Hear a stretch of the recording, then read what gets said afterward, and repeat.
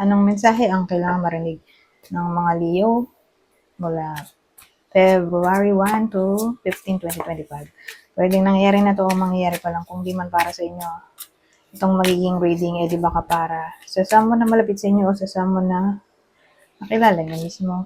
Baka may lumabas na gender mamaya, gawin nyo na lang energy. Masculine at feminine energy. Pwede rin naman na huwag nyo napansinin ang gender. Hindi ko masasabi kung anong magiging reading, kung positive ba o negative. Depende sa kung ano man ang ma-pick up kong energy mamaya. Walang masama kung papanoorin ang sun, moon, at rising sign.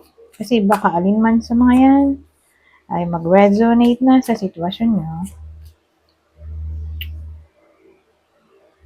Ano to? Ano to?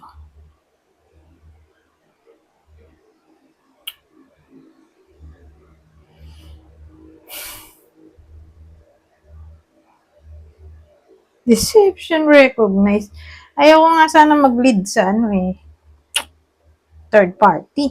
Kasi ito pa lang Ito naman, deception recognized. Ito naman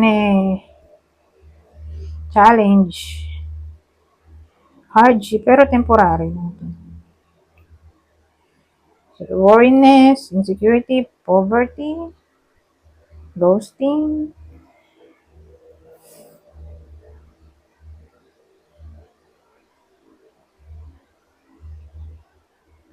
So, iisip ko, ganito na lang, dalawang senaryo, okay? Doon na tayo sa negative. Pero, teka lang, ano ko gagawin positive tong the moon. The moon na bumaliktad. Kasi meron akong senaryo sa negative. Oh my God. Doon na lang clarity. Ayun.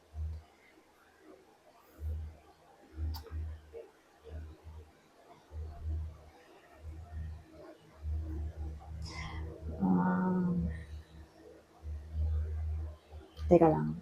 Naisip ko pa Ano ko to ipo-positive? Madali lang sa negative, pero positive. Anyways, doon muna tayo sa negative. Wala pa akong maisip sa positive, pero sa negative na tayo.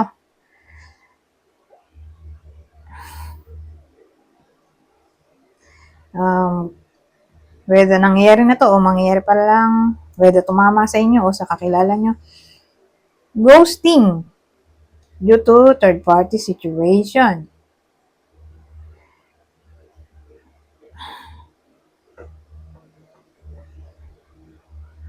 Ito kasi mistress So, kanina kasi, pwede naman kasing happiness celebration, pero literal na third party na to at nandito mistress. At ma-recognize ang deception, sabi dito. O makikilala ng babae kung sino yung third party. Other woman.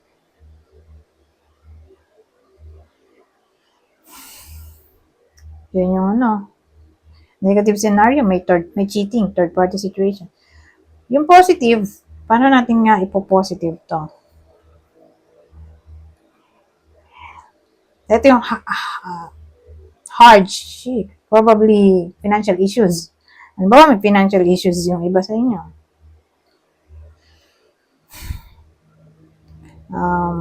For some reason,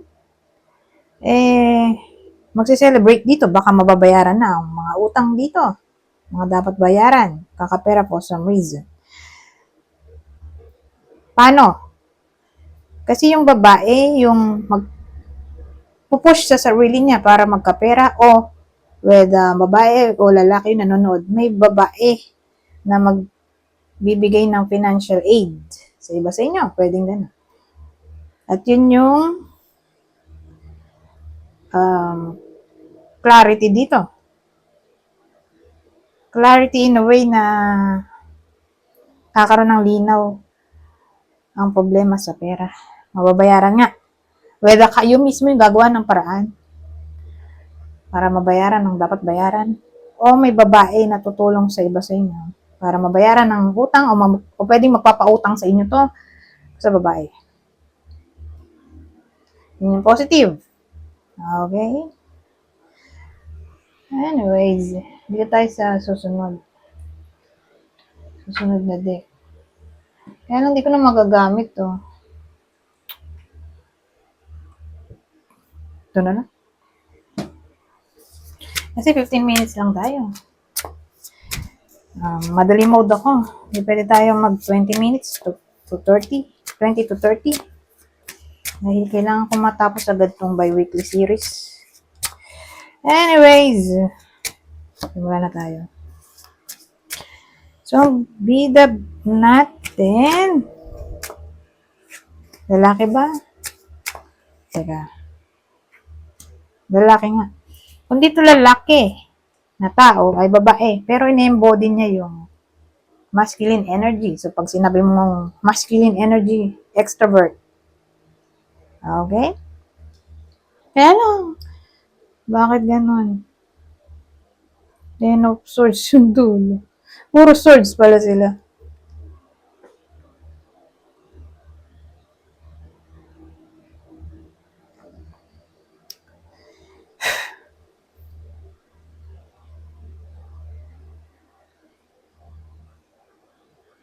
Ano kaya to? Mag-end. Ano to? Teka. Two of Swords, ito ay indecision, no contact, o temporary, ano yan? Ano ba yan? Reconciliation?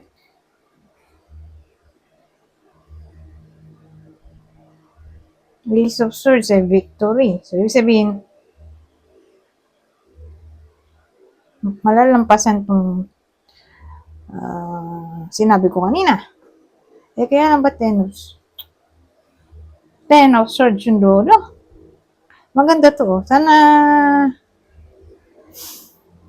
dulo na lang siya. Ito, nag-switch sila. Para kung may mag-end man, may new beginning, di ba? Kasi ace yun. Ito, reversible na kasi to. Ending na talaga, 10 eh. Pinakil na yun. Sagad na ba? Ace to 10. Siya yung dulo eh. Kaya ito.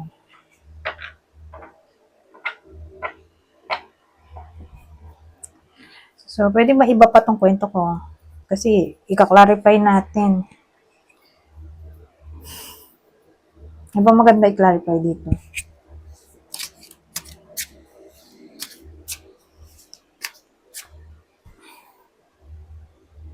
Ito.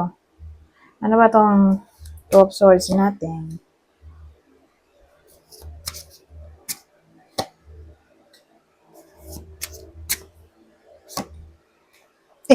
Balik. Diba? Kaya lalaki na to. Lalaki na naman.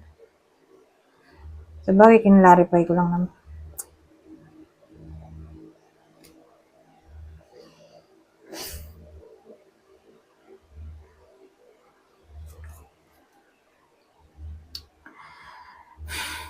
Tapos 10 of Cups, oh.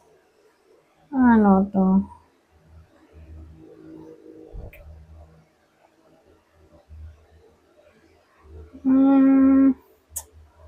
Naulo ko na. Ang eksena dito.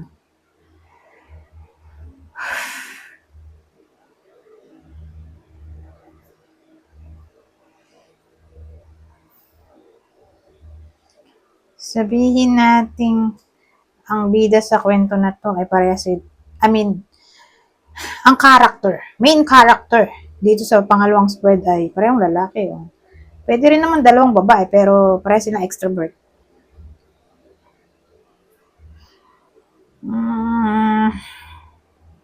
Sila yung parang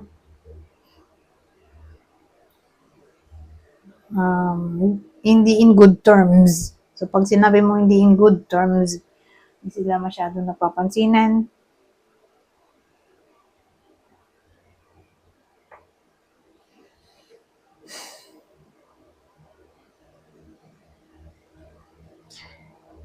So, ito, single, di ba?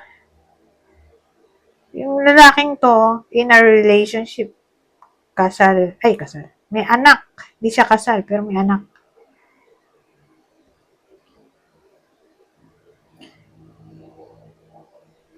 Di sila nag-uusap. Ayan na to.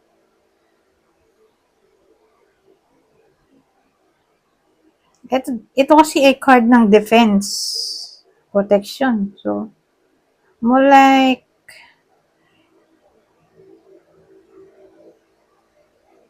di nga sila nag-uusap, napapansinan. Pero ang other person bukod dito, sa single na to, single, byudo, ex-boyfriend, ex-husband, alin man sa mga yan. Kunin nyo lang yung info na sa tingin nyo ay fit sa inyo. Ito yung um, other person na parang hindi sila in good terms. Yung lalaki ay pamilyado, pero hindi kasal. Ano nga to? Defense mode. Bakit kaya? Naka-defense mode to. Parang ito mismo yung lalaking to yung ayaw pumansin dito sa single na to. O, byudo. O, ex-husband, ex-boyfriend. Siya, hindi niya pinapansin to. Bakit kaya?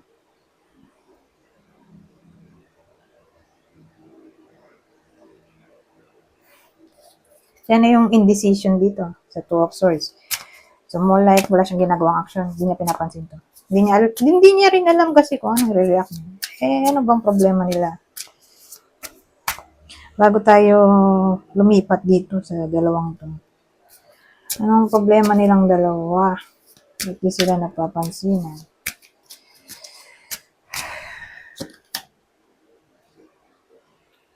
Chariot. Problema itong mga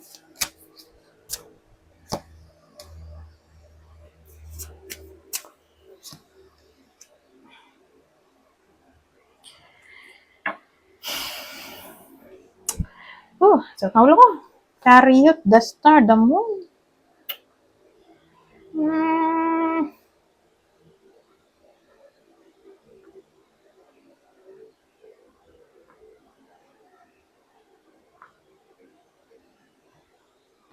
Siguro tungkol to sa kotse. O kundi kotse, ay bahay. Wala yun. O gadget.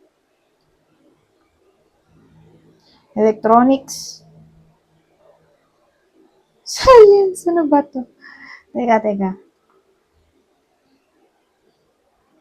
Kasi alin man dun sa dalawang yun, ito yung the moon. So, parang may red flag ba? Sa mga sinabi ko kanina. Parang yun yung ginagawa yan.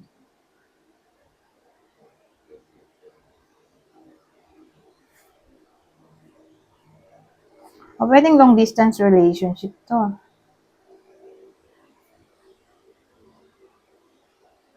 Kasi may travel tayo. Ito naman ay somewhere far away.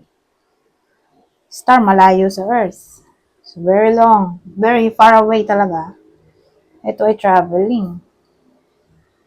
The moon. So, kasi the moon may something na unknown. O, mystery. Ano? Deception nga rin yan, di ba?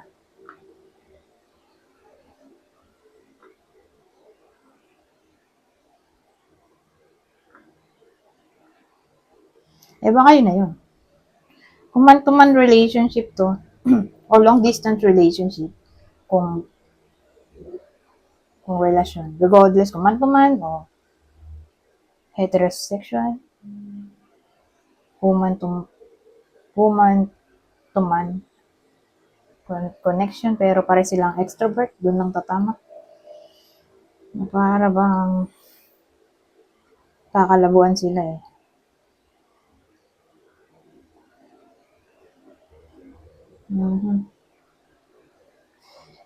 Kakalabuan sila dahil sa damon.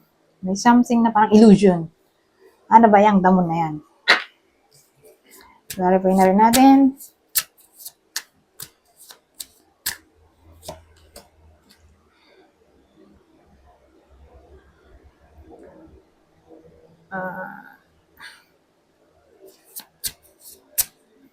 Ang haba na ng video ko na to.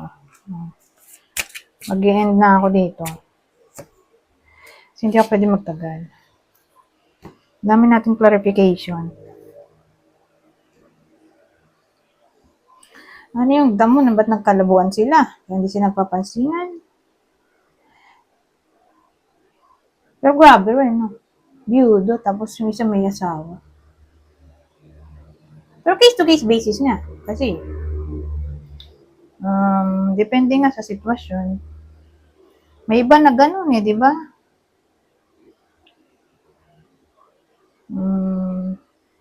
Yung isa in a relationship, yung isa single. So, nabuka na siyang third party situation.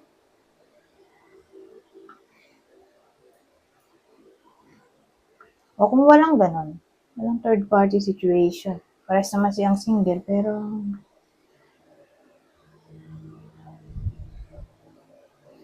wala naman akong nakitang sinyalis na may third party. Kung alam nila sa sarili na wala namang third party sa sitwasyon nilang dalawa, wala silang tinapakan na ibang tao. Para silang single. Magkakalabuan sila sa topic ng money.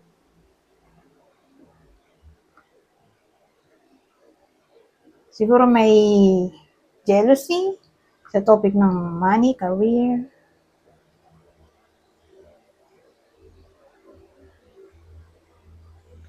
Ganon. May naiinggit.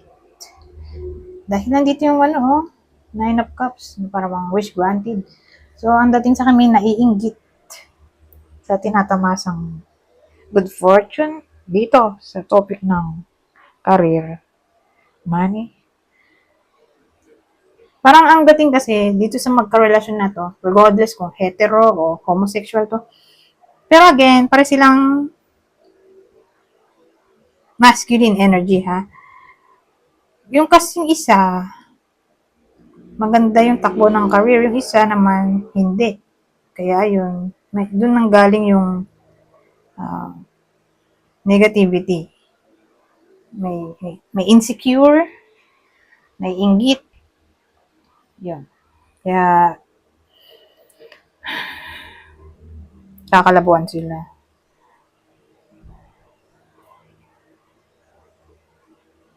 Pero walang third party. Okay? Walang indicator na nagka-third party. Kasi kinlarify naman natin tong damon. Walang ganon. Ngayon, dito na tayo papasok sa Ace of Swords at 10. 10 of Swords. Mukhang pag-uusapan naman nila yung problema.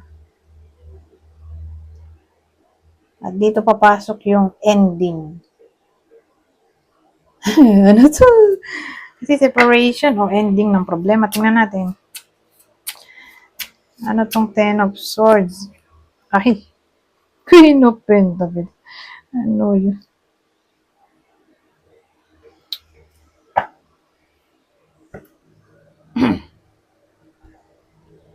Parang wala ka. So, ano yan? Paano natin didikit yan? 10 of Swords. Sa Queen of Pentacles.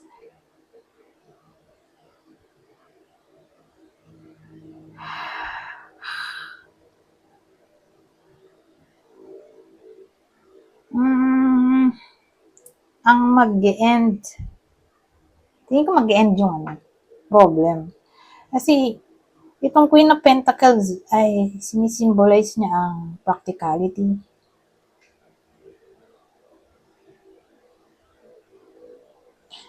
So, sa madaling salita, yung nai-insecure, kakam up siya sa common sense na para mawala siya sa ganong sitwasyon na feeling low, na parang nagsiself-pity siya, kailangan niyang kumayod.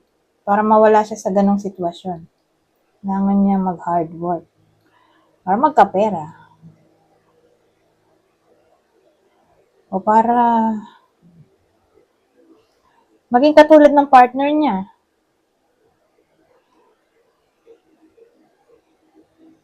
Maging feeling secured sa topic ng money. At mabili rin ang mga gusto niya. Kasi nakaupo na yung babae. So ito, pag nakita ko to, ito yung card ng dito, pleasure. May iba pang term eh. Parang satisfied ka na. Pwede ka na magpahinga. Satisfied ka na sa savings mo. Na hindi mo na kailangan magpagod. Kaya ka nakaupo na dyan. Saka yan, para siyang trono in a way na nakuha mo na yung posisyon na gusto mo. Ganun.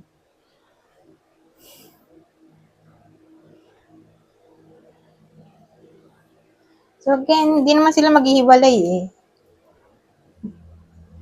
Good news nga to kasi magka-come up sa common sense yung lalaki o yung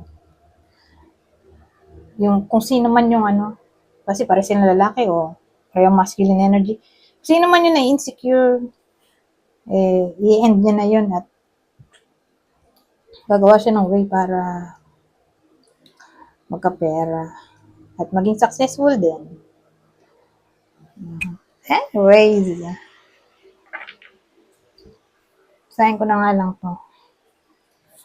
Ano pang dagdag info dito. So, kunin nyo lang yung info na sa tingin nyo ay fit sa inyo. Advice na to sa 2 weeks. Hindi ko na ito i-clarify at tatagal ako lalo. Kung sino yung zodiac sign. So, kung sino na lang makarelate kasi nilagyan ko naman ng description eh. Diba? Yung mga taong bida. Para makilala nyo. Anyways, ito na. Simulan na tayo. Basahin ko na lang. You're being helped. Heaven is working behind the scenes to help you even if you don't see results yet. Lalong tatama to dun sa lalaki o masculine energy na na-insecure. Ayun. Blessed Blessed change. Di ba? Sabi ko na yung kanina. Nagawa siya ng way para magkapera. Ito, magiging blessed. Magiging blessed yung iba sa inyo. In general na lang to. Okay? Ito, saka to. Blessed change. A major life change brings you great blessings. At ang huli, Father healing. Your personal power increases as you give any father-related issues to heaven. Anyways, bangit na lang. Goodbye. For now.